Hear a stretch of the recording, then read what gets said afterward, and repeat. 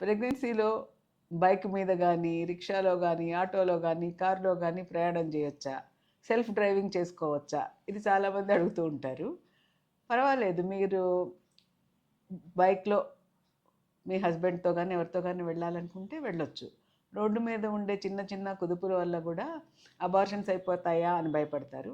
అంత ప్రమాదం ఏమి ఉండదు.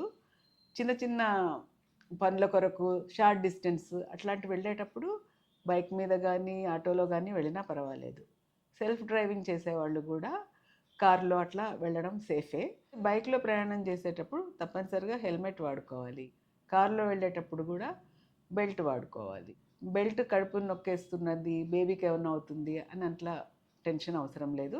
కాకపోతే లేట్ ప్రెగ్నెన్సీలో అంతా కూడా సెల్ఫ్ డ్రైవింగ్ ఇవన్నీ కొంచెం అవాయిడ్ చేస్తే బెటర్. బైక్ మీద వెళ్ళేటప్పుడు ఒకటేంటంటే ఎర్లీ ప్రెగ్నెన్సీలో ఎస్పెషల్లీ ఫస్ట్ 3 మంత్స్ తర్వాత కూడాను ఒక్కోసారి కళ్ళు తిరగడం ఇలాంటి సమస్యలు వస్తాయి. అట్లాంటప్పుడు అది సేఫ్ కాదు.